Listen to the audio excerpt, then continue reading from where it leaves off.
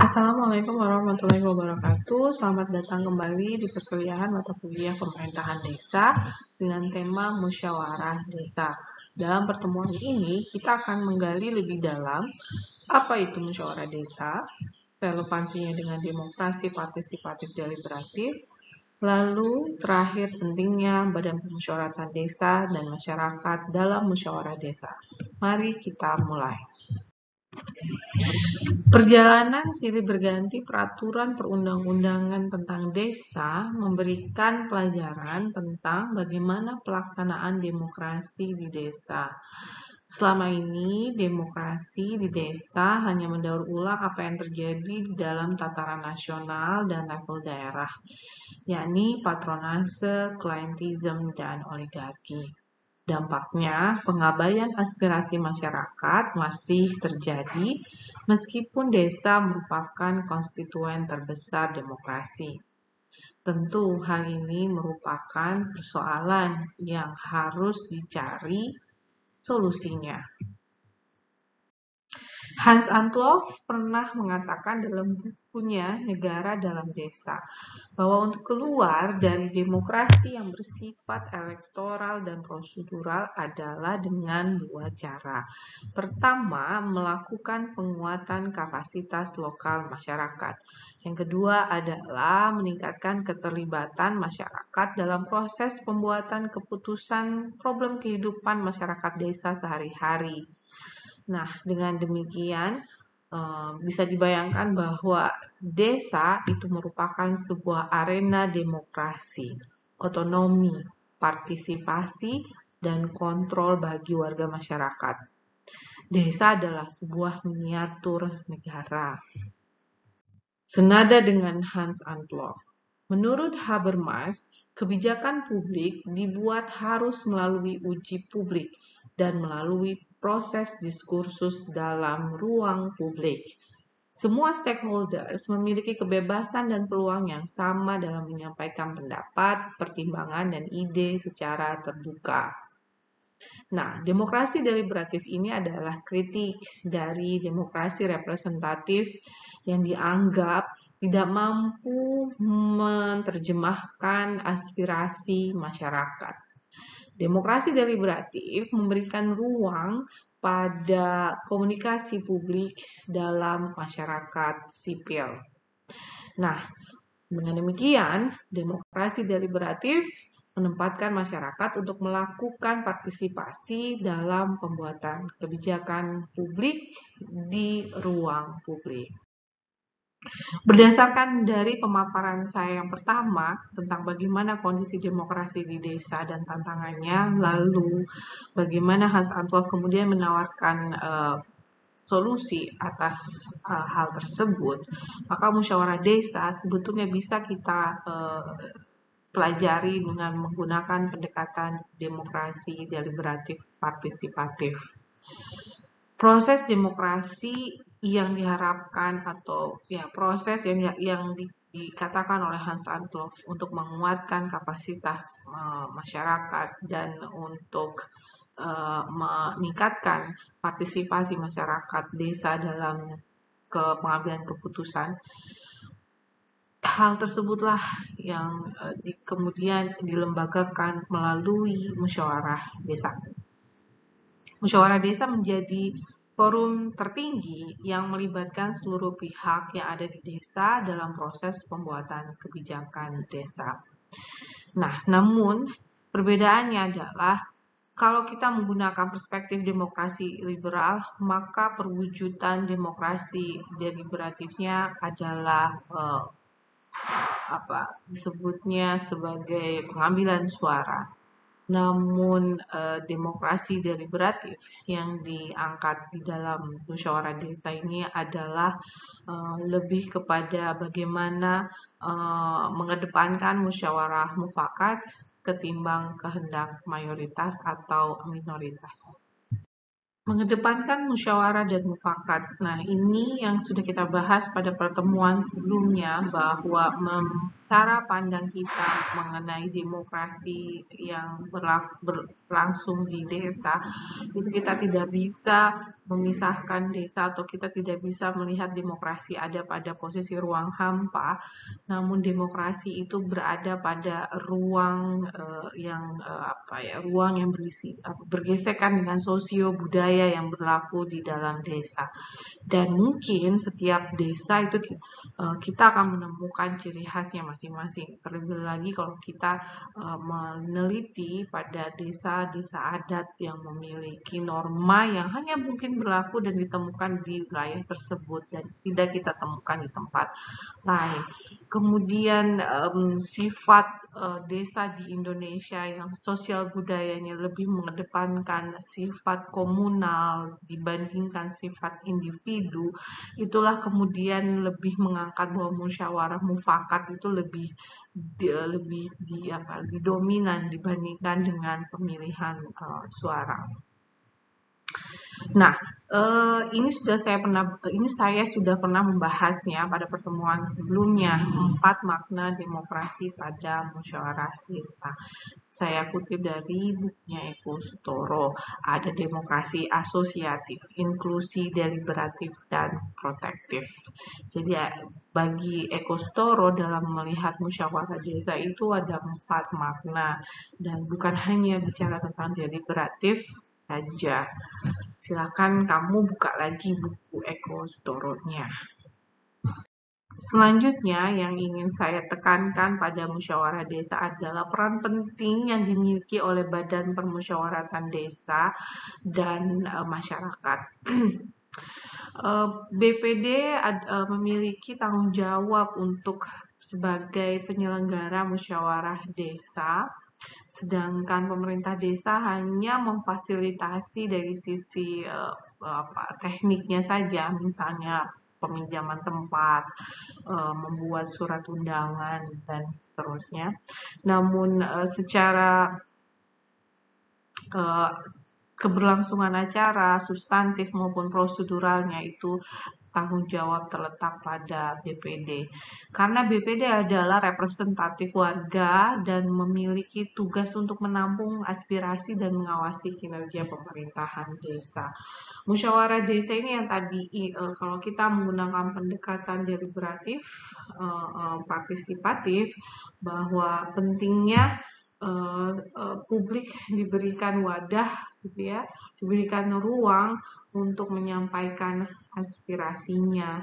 Jadi diharapkan bahwa di dalam musyawarah desa itu bukan hanya sebagai stempel legitimasi saja, gitu, bukan soal tentang melegitimasi sebuah kebijakan atau sebuah rezim, tapi bagaimana di dalam musyawarah desa itu secara substansi, gitu ya, aspirasi-aspirasi tersebut, gitu ya, bisa masuk dan bisa ditampung, tidak hanya sekedar ditampung tapi juga direalisasikan, gitu. Nah, BPD memiliki kewajiban memastikan seluruh stakeholder terlibat dalam proses pembuatan. Maka BPD harus cermat untuk melihat siapa sajakah sebetulnya dari masyarakat sipil, ya tadi harus bersifat inklusif, harus bersifat asosiatif, gitu. Jadi jangan sampai, gitu ya, yang masyarakat sipil, gitu ya, ada kelompok-kelompok yang termarginalkan dan tidak dilibatkan dalam proses demokrasi deliberatif ini. Nah, ini adalah ketentuan penyelenggaraan musyawarah desa beserta unsur-unsurnya yang bisa kamu baca pada Permen Desa PDTT nomor 2 tahun 2015. Musyawarah desa bisa dilakukan secara terencana ataupun mendadak. Misalnya ada kejadian luar biasa dan harus dilakukan keputusan bersama musyawarah desa. Dan harus dalam penyelenggaraannya menyelenggarakan dengan prinsip selain partisipasi dan demokratis adalah transparan, akuntabel, berdasarkan hak dan kewajiban masyarakat. Penanggung jawabnya penyelenggaranya adalah BPD, sedangkan pemerintah desa itu adalah memfasilitasi saja. Sumber dananya bisa swadaya ataupun berasal dari APBD. Materi apa saja yang bisa dibahas di dalam musyawarah desa? Musyawarah desa itu wajib dilaksanakan minimal 1 tahun 1 kali karena ada kewajiban desa untuk melakukan perencanaan. Perencanaannya itu terkait apa saja? Terkait dalam pembuatan rencana pembangunan menengah, rencana kinerja pemerintah desa dalam 1 tahun, membuat APBDes, dan pembentukan BUMDes misalnya. Nah, itu adalah salah satu yang bersifat strategis untuk musyawarah desa wajib melaksanakan kegiatan musyawarahnya. Selain itu juga bisa untuk membahas kejadian luar biasa, misalnya peristiwa khusus, bencana alam, krisis politik, krisis ekonomi, ataupun perubahan dasar atas kebijakan pemerintah daerah atau provinsi. Nah, pesertanya itu siapa aja selain pemerintah desa dan badan pemusyawaratan desa? Yang paling penting adalah unsur masyarakat. Nah, untuk menentukan siapa saja unsur masyarakat ini, maka diperlukan ada keterlibatan secara proaktif BPD sebagai wakil rakyat, ya, wakil masyarakatnya. Unsur masyarakat yang bisa terlibat itu bisa tokoh adat, tokoh agama, tokoh masyarakat, tokoh pendidik, perwakilan kelompok yang ada di dalam desa tersebut. Oleh karena itu BPD itu sangat penting dan masyarakatnya juga sangat penting dalam proaktif untuk memberitahukan siapa saja stakeholder yang sekiranya ya siapa saja kelompok masyarakat yang sekiranya adalah bagian daripada stakeholder daripada masyarakat di dalam desa tersebut. Dari hasil penelitian yang dilakukan oleh Kiva Foundation, ada ditemukan tantangan yang terjadi, tantangan dari peran BPD sebagai lembaga representatif formal. Ada dua, yang pertama adalah bagaimana pola relasi yang dibangun BPD dengan pemerintah ataupun pola relasi BPD dengan warganya. Seberapa jauh BPD bisa terlibat atau melibatkan atau dilibatkan dalam menciptakan ruang-ruang deliberasi. Sering kali ditemukan di lapangan ketika mahasiswa saya melakukan praktikum bahwa anggota BPD itu hanya ya sekedar menjalankan secara prosedural tapi tidak ada substansinya, menyelenggarakan rapat tapi dia sendiri tidak membuka saluran kanal-kanal akses ke masyarakat untuk bisa meraih akses untuk menyampaikan, mengartikulasikan kepentingannya. Ataupun BPD-nya hanya pasif menunggu rakyatnya datang kepada dirinya meskipun ya aksesnya sendiri tidak jelas gitu ruang-ruangnya, ataupun ya pasif tidak melakukan secara proaktif turun ke lapangan mencari isu-isu atau aspirasi yang ada di bawah. Kemudian ketidaktahuan BPD atau ya dalam menentukan stakeholder di desa. Selanjutnya adalah kapasitas politik dan teknis manajerial anggota BPD-nya. Hal ini ditandai dengan kemampuan BPD dalam mengelola ragam aspirasi warganya, baik melalui saluran formal, informal, maupun menginisiasi isu-isu tertentu. Nah, ini bahwa masing-masing anggota BPD memiliki kapasitas yang berbeda-beda. Banyak sekali yang tidak paham akan tugas dan perannya. Ini yang tentu menjadi tantangan bagaimana kualitas musyawarah desa nanti bisa terjadi di suatu desa. Selain pentingnya peran BPD dalam musyawarah desa, selanjutnya peran yang tidak kalah lebih pentingnya adalah peran warga desa. Nah, dalam konteks demokrasi deliberatif, peran krusial itu lainnya adalah masyarakat sendiri. Kunci dari demokrasi deliberatif itu adalah menciptakan komunikasi antar masyarakat dan suprastruktur. Nah, komunikasi yang baik menurut Habermas adalah dengan menggunakan bahasa yang sama, kesempatan diskursus yang sama, dan aturan yang logis untuk menghindari adanya diskriminasi. Nah, silakan kamu cek di lapangan apakah yang dikatakan oleh Habermas itu terjadi atau tidak, dan bila tidak terjadi, apakah kualitas yang dihasilkan dari musyawarah desanya itu baik atau tidak. Rainer Forest juga mengatakan bahwa sumber demokrasi deliberatif diperoleh dari proses pembentukan keputusan politik yang harus bersifat terbuka terhadap revisi secara deliberatif dan diskursus argumentatif, bukan pada kehendak jumlah perseorangan dan umum semata. Nah, ini menarik karena terkadang keputusan politik di dalam sebuah musyawarah atau kayak musrenbang aja bisa jadi dikuasai oleh kelompok elit misalnya atau oleh kelompok oligarki, atau musyawarahnya berjalan dengan baik namun pada sisi keputusan tetap ya, kelompok elit dan oligarki masih memiliki pengaruh yang lebih kuat dibandingkan masyarakat itu sendiri. Dengan demikian, kualitas demokrasi itu akan terlihat dari kualitas partisipasi warganya. Apa itu partisipasi? Partisipasi merupakan kegiatan interaksi antara stakeholder secara deliberatif, sehingga kesepakatan dan tindakan inovasi dapat tercipta.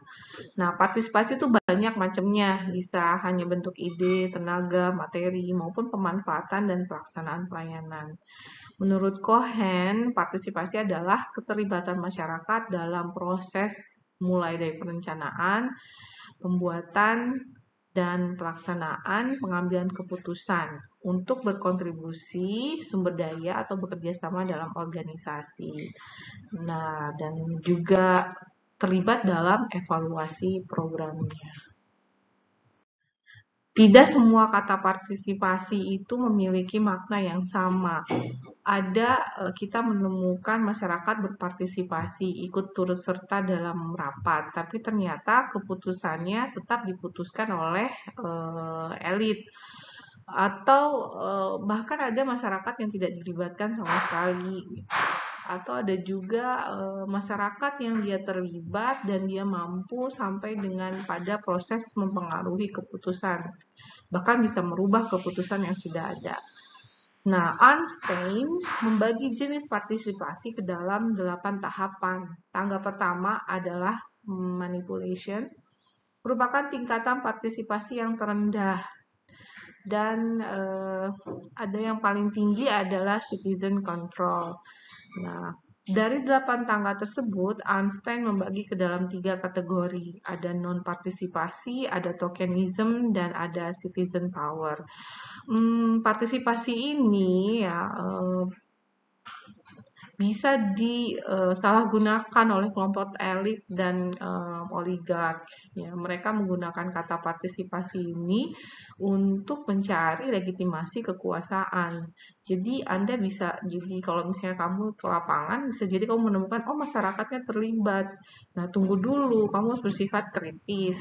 Apakah memang betul masyarakatnya terlibat? Seperti apa bentuk keterlibatannya dan sejauh mana keterlibatannya? Karena bisa jadi masyarakat hanya dijadikan tameng seolah-olah terlibat. Nah, ini ada pada tahapan tokenism. Jadi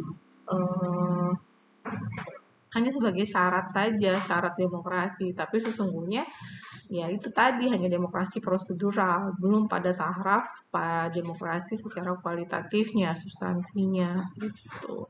Nah, ini disebut dengan tokenism,